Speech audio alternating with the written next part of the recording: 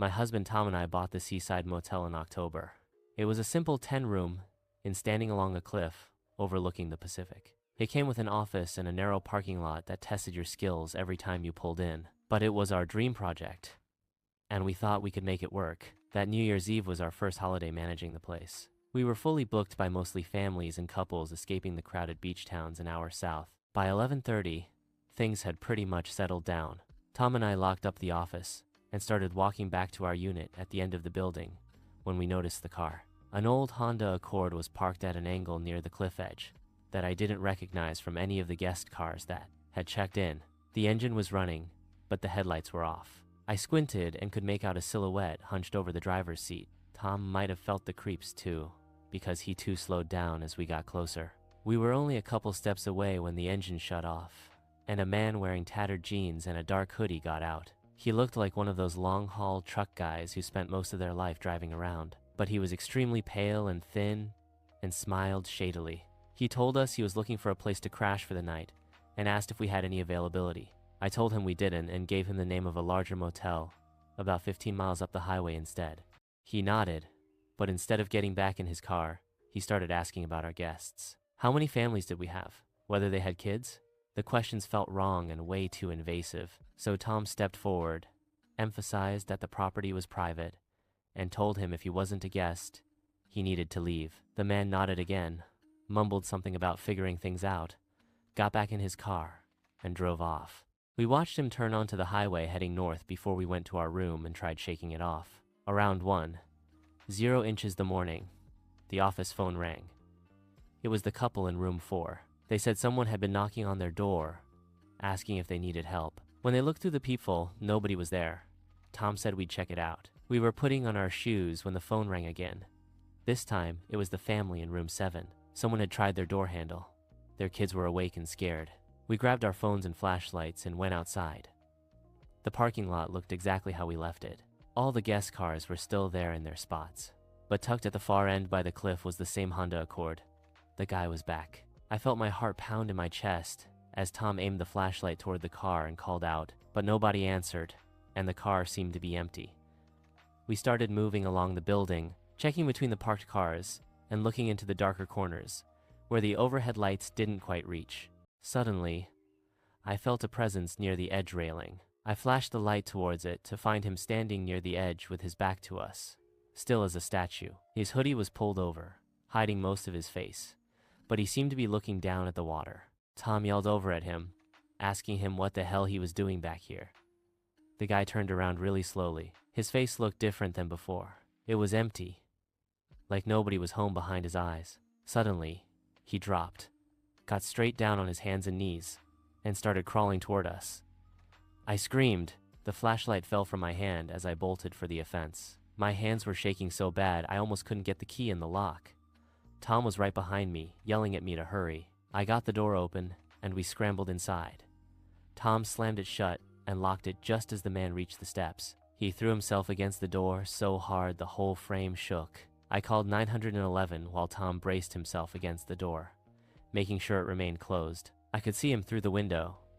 His face was pressed up against the door, eyes wide and crazy looking. He was staring with his mouth hanging open. Then he stopped, backed away from the door, turned around, and crawled toward the section of the parking lot that led to the cliff trail. The 911 operator told us to stay inside, said officers were on the way. They arrived maybe 15 minutes later, searched the entire property, but found nothing. One officer asked if we checked the edge of the cliff, said people had jumped from there before. They searched until dawn. They even brought in a helicopter around 4:00 the morning to check the coastline, but it was like the earth had swallowed him whole. We stayed open the rest of the weekend for the guests who'd already paid, but most nights we just sat in the office with the lights on, watching the parking lot and checking the cameras we'd installed the week before. Every time a door closed or someone walked to their car, I jumped. The guests from rooms 4 and 7 checked out early Sunday morning. They said they couldn't feel safe. I refunded them without argument. We sold the motel in August. Couldn't do it anymore. Every time I walked across that parking lot, I saw him crawling between the cars.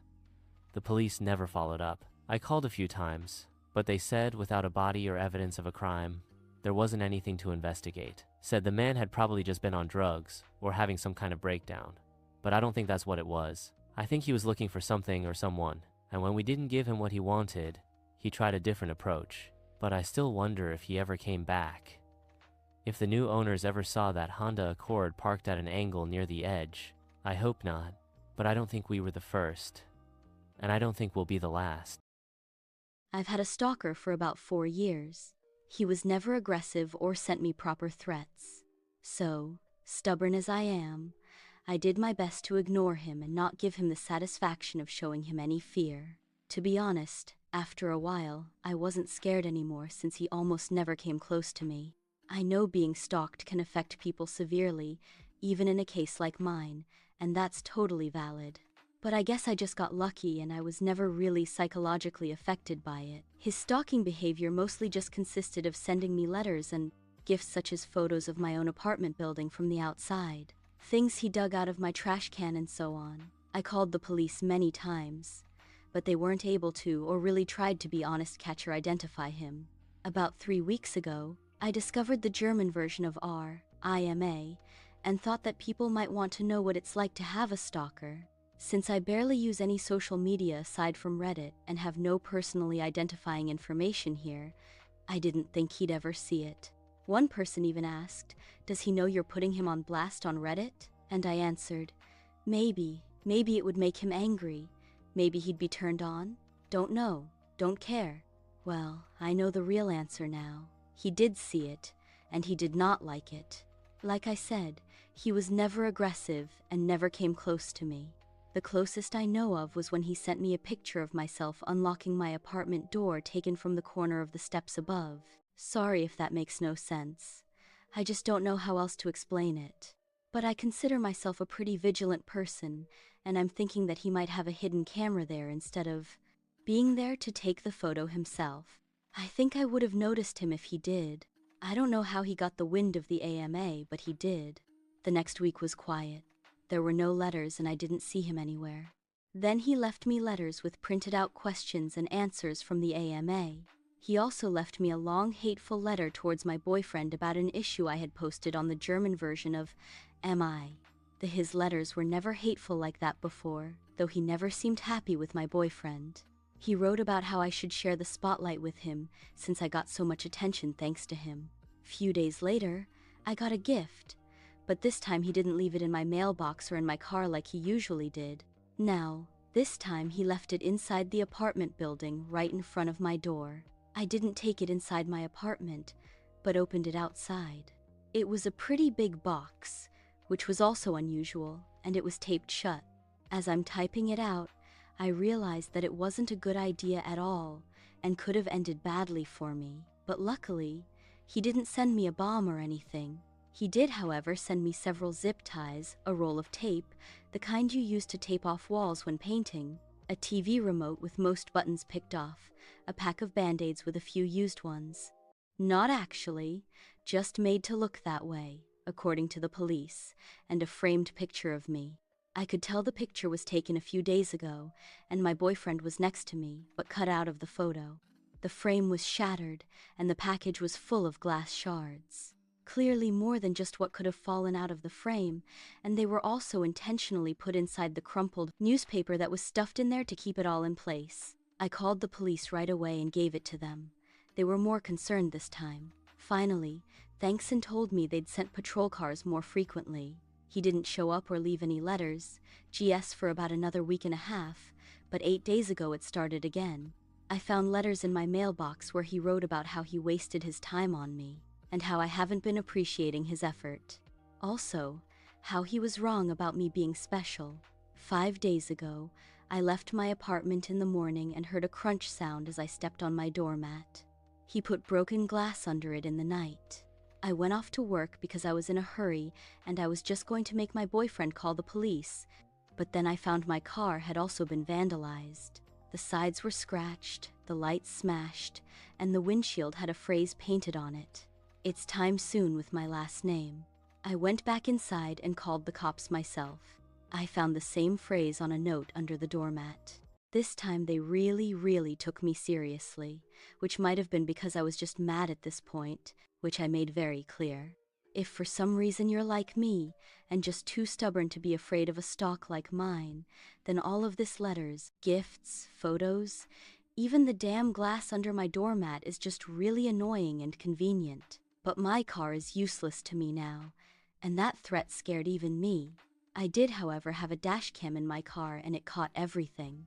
The police said they took the footage as evidence even though the dash cam footage wasn't of high quality, and I had given them photos of him that were just as good before, but they said it's not enough, and they told me they'll look into it further and promised to send more patrol cars again. Then it was quiet for 2 more days. Until 2 days ago, somebody rang the doorbell just after 4 a.m. My boyfriend and I got up, but we were both hesitant. I saw blue lights outside, and just as I got up, I heard them shouting, "This is the police, please open the door." They told us they were called by one of our downstairs neighbors who came home from his night shift about an hour earlier and heard someone else entering the building after them before the door fell shut. My neighbors know of my situation, and I've asked them to make sure they don't let strangers into the building. Snber then went into his own apartment and looked through the people. We have motion-activated lights in the stairway, so he waited to see if they turned back on. Then he saw a middle-aged man walk upstairs. Above this neighbor are only me and my boyfriend and a single mom of 3 kids who probably won't be getting any visitors at 3 a.m. So, he called the police. They came and found my stalker 1/2 floor above me on the stairs. He should have been able to see the cop cart since there's a little window up there and they had their lights on, but he either missed them or wanted to get caught. They found a pocket kek knife on him, and he confessed to being my stalker right away. He's finally caught. They got him. Took 4 years, a provocative Reddit post, and one very vigilant and caring neighbor, but he's finally done. For now, at least. He's facing several charges, and I've collected every single piece of evidence over the past 4 years. I don't know what kind of outcome I can expect, but for now, I finally got some peace. It was New Year's Eve when my coworker Derek asked if I could house sit for the weekend and watch his dog while he visited family upstate. Derek had started only a couple months back, but I had grabbed lunch with him a few times, and he seemed like a decent lad. Besides, the idea of a quiet night making some extra cash sounded better than fighting crowds at some bar at 35. Derek left Saturday morning and said he'd be back late Sunday. He gave me the instructions while handing over the keys. I was supposed to feed Bella twice a day, let her out in the fenced backyard, and not let her jump on the furniture. Bella was a sweet-tiered, small, husky mix, so it felt like easy money at first, until I took her out back to the fence yard to run around at 6 that evening. At first, she was happy playing fetch, but then she spotted a squirrel near the back fence and squeezed through a gap I hadn't noticed. It was a section where the chain link had come loose from the post. Before I could grab her collar, she was gone, crashing through the brush into the woods behind the property. I went after her. The woods weren't deep, maybe 50 yards before they opened onto a neighboring street, but it was getting dark and cold. I called her name, stumbling over roots and dead branches, and finally found her sniffing around a fallen log about 100 feet in. But when we got back to the house, I noticed the back door was open, swinging slightly in the wind and hitting the frame. My skin crawled. I was sure I closed it. But maybe the latch hadn't caught or the wind had pushed it open, I thought. I tried to convince myself it was nothing. Yet, I still checked the front door, which was still locked, and did a quick walkthrough of the house. Nothing seemed disturbed. I chalked it up to my own carelessness and tried to shake off the unease. Later that night, my girlfriend Clara came over. Derek knew about it and said it was fine. She got off work after midnight and drove straight there. We settled into the living room with some wine and watched the ball drop on TV. Bella was curled up at her feet. Around 1, we decided to head to bed. Clara wanted water first, so she went to the kitchen while I took Bella to the spare room. I was just setting up the futon when I heard Clara's shrieks. I ran out and found her on the kitchen floor near the doorway, half slumped against the cabinet. One hand was clamped over her mouth. The other braced on the tile, as if she'd barely caught herself. Her eyes were fixed on the back of the house. Through the glass, I saw a figure already moving away. They weren't tall, maybe 5'T something, wearing a dark hoodie and a plain white mask that made them look like a mannequin. They vaulted the deck railing and disappeared into the darkness below. A second later, I heard the thought of them hitting the ground, followed by footsteps tearing through the underbrush. Clara grabbed my arm and said it had been inside, standing right there when she turned on the kitchen light. And said it had been inside, standing right there when she turned on the kitchen light, and said that it had shoved past her before running for the door. That was when I noticed the crowbar near the back door. It had been dropped on the hard wood. The metal was scuffed where it had stuck the frame. Whoever it was had brought it with them, and they'd been close enough to use it. My hands were shaking as I pulled out my phone and called 911. The dispatcher kept us on the line, while 2 patrol cars were silent. We locked ourselves in the spare bedroom with Bella, whose pacing and windmill. Every creak of the house made my heart race. The police arrived within 12 minutes. 2 officers cleared the house room by room, while a 3rd stayed with us. When they regrouped, one of the officers asked if we could come upstairs to Derek's room. They discovered a small camera hidden in the smoke detector, another in the bathroom vent, and one in the guest room where I had been planning to sleep. The lead officer opened Derek's closet. On the top shelf, behind some boxes, were 3 external hard drives and a laptop I hadn't seen before. She said they were going to need to take everything as evidence, and that they would need to contact the homeowner. Clara looked at me and asked what the hell it was. I didn't have an answer. The officers wouldn't tell us what was on the drives. They said the house was now part of an active investigation and that we needed to come with them. We gave our statements separately at the station. They took our clothes, photographed the marks on Clara's arms, and asked the same questions again and again. How did I know Derek? What did we touch? When did we arrive? And when did we last see Derek? We sat in separate rooms for hours while more officers came and went. I tried calling Derek and went straight to voicemail. I tried again an hour later and got the same result. Sometime after sunrise, they let us go. During the follow-up interviews, I learned the hard drives had hours of footage from the hidden cameras of people who didn't know they were being filmed. The detective wouldn't elaborate, but the look she gave me told me it was bad. Derek never came back to work. His desk was cleared out by security the following week. The house went up for sale 2 months later and was sold to a quick buy company for under market value. No one ever told me who the masked person was. The police never followed up about it. My best guess is that it was someone who'd been recorded in return, prepared to erase the footage, or the man who got them. And if the timing had shifted even slightly, it could have been either Claire or me who would have been erased, or the man who got them. And if the timing had shifted even slightly, it could have been either Claire or me who would have been erased. Don't take this too seriously. I'm sure there's a logical explanation for this, but I'm glad I didn't take the chance. Super creepy. Nevertheless, about 2 weeks ago, I booked an Airbnb in another country. I was going there for a concert. The room is cheap, so I knew I wasn't going to stay in a 5-star hotel. But it was only for 1 night, so I didn't mind as long as I had a bed. To start off, it already wasn't a great trip because my data roaming apparently didn't work in that country at all. I logged into a cafe Wi-Fi and planned my route in advance as best as I could. I managed to be at the house in time, rang the only bell, and waited. Nobody came out. I repeatedly rang and waited for 5 minutes. I noticed the door had a slot for mail and looked through it. I was shocked to see an entrance that looked like an abandoned barn. A super dusty couch right in front of the door. Pieces of furniture covered in cloth, very dirty, and extremely old. I usually love old houses, but that just did not look like a house that was in use or prepared for guests at all. I wondered if I was at the wrong house and what to do now. As a super old, unwashed-looking guy walked towards the door from the street, I asked him if he knew where the Airbnb was. He mumbled something which I interpreted as positive. So, I asked him if he was Tim, my host. He said yes, and opened the door for me. Well, I already described the entrance. The centerpiece was definitely the super old creaky staircase that led to the upper part of the house. I followed him upstairs. He was heaving and coughing and stinking of cigarettes, which wasn't exactly pleasant, but all right. The second floor was also abandoned looking, super dark, with clustered furniture, hung with cloth and randomly thrown together, and a super creepy curtain that I couldn't catch a glimpse behind. Another stair up, and we were in my hallway, which was honestly the worst one.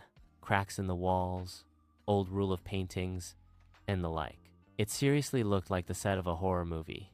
I usually don't have a problem with decor like that. I'm goth, so anything darkly inclined is a jam, but everything looked so badly taken care of that even I got the Major Creo vibes from this house. He showed me the bathroom, which had a huge hole missing in the bathtub tiling in the wall. Everything looked super dirty. He showed me to my bedroom, which was honestly okay.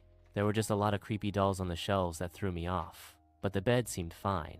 I asked him if they had Wi-Fi, and he said no, which sucked, because that meant I would have no way to communicate in there. I asked him when checkout was the next day. He said it doesn't matter. Like, okay. He then dragged himself up to the 4th story, which wasn't complete pitch black darkness, by the way, so that gave me very weird vibes. I definitely didn't want to get into the shower, so I just quickly changed and charged my phone. When I went to the bathroom, I realized that I didn't even notice the creepiest part. There were no locks at all. Not for the bathroom, not for the toilet, and not for my room, which freaked me out. I also noticed that there were so many half-use items that someone looked like guests before me had left there, like shower gels, toothbrushes, and toothpaste. A random lash curler just lay abandoned on the shelf. Not like a, here you go for your use in case you forgot yours kind of way, but it just looked like someone left it and nobody bothered to clean it. I already made up my mind that I would definitely not stay the night in this house. My mind was just spinning scenarios. What if all those products were left by people before me? And why did nobody leave horrendous reviews? Because I got murdered. Lol. I was super spooked. I seriously debated if I should take all my to the concert because it did not feel safe in the slightest. But my back was really hurting from my heavy backpack. So, I just took my essentials and left the room as soon as I could. Not without sliding a folded paper under the door so I'd see if someone tried to open it in my absence. When I was coming down the staircase, I heard someone turning a key in the front door. I was a bit confused, but in the advert, it said that a couple lived there, so I expected to see the wife or girlfriend of the guy I already met. Instead, a middle-aged man enters and says, "Hey, I'm Tim." All I could think of. Then, who the heck is that other guy? I was myself inside, but had brief small talk with him and finally left the house. I was shook. Luckily, I made it in time to the venue, and the concert was worth it. Afterwards, I was so tired that I knew I couldn't stay away from the whole night, so I checked into a hostel. That was also not perfectly clean, but at least they had Wi-Fi, a proper shower, and a door that had a lock. The next day, I got thrown out at 10 a.m., so I made my way to get the rest of my stuff. I don't know why, but I checked the mail slot again and jumped back. The old guy was just snoring on the couch, directly in front of the entrance door. I tried my best not to wake him up and snuck into my room to get my stuff. The door hadn't been opened, thankfully, and I finally left this crazy place. I don't know if I overreacted, but honestly, from the 2 attempts to the missing locks and a checkout that didn't matter, I assumed the worst. This would have been the perfect setup to assault or murder someone. Best case scenario, nothing would have happened, but I probably would have had panic attacks all night. Usually, I love solo traveling, but this was just too much. Thank you for watching. Don't forget to like, share, comment and subscribe or follow for more stories on Fun Tales for All.